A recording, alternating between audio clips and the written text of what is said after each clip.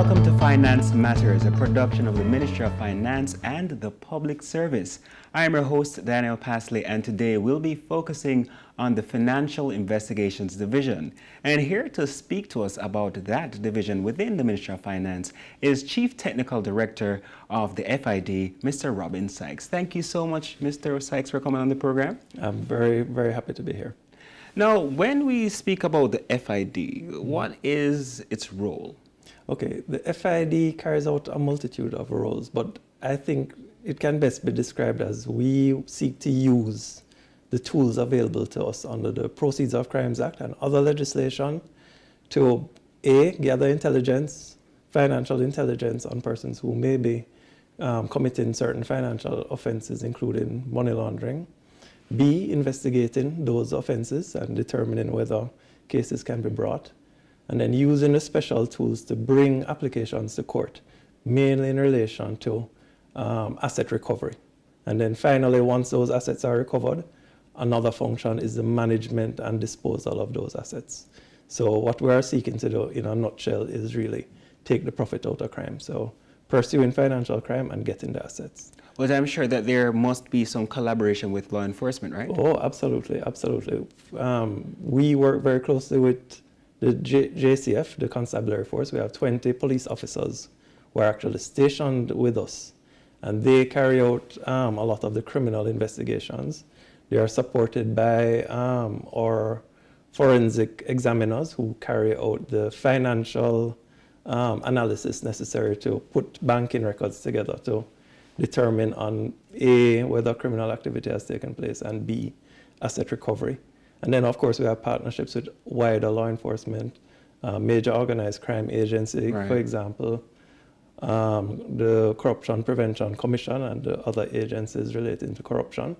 So we have our working relationship with those domestic partners. And then finally, of course, overseas domestic partners such as the FBI, DHS, ICE, wow, the Canadian authorities, as well as those from the UK. So there is an efficient machinery working behind the scenes to ensure that, justice is served. Well, it is a difficult task because we have a number of different matters that come up. I mean, persons rely on our services in different ways. So, for example, the police may want intelligence products from us.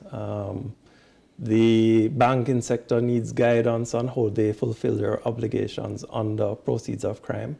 We are also responsible for some policy development in terms of the anti-money laundering framework, which is not just limited to law enforcement, but extends to a lot of areas such as terrorism, financing, and the role of charities. There's a lot of areas that we have tried to keep in the air in terms of juggling our responsibilities. And the bottom line is that we're trying to strengthen the framework, whether it's through the investigation and prosecution or in the policy development and changes to laws that are necessary. So as it relates to the legislative framework, could you describe that a little bit more? Sure. Our main tool in trade is the Proceeds of Crimes Act, which is the one that allows us to gather the financial intelligence from our financial institutions through their suspicious reporting obligations. It also gives us the powers for the investigative powers. So, for example, we can get production orders, we can get search warrants, we can get customer information orders from financial institutions.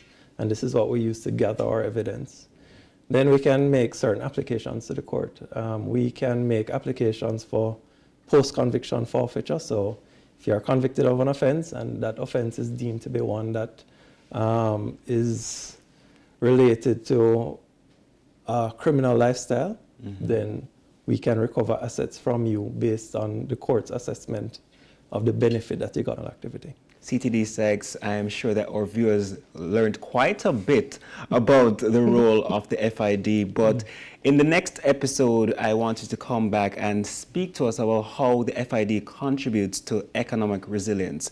So until next week, I thank our special guest, CTD Sykes, CTD Robin Sykes of the FID, and I thank you for watching. Until next time, I'm Daniel Pasley. Have a great day.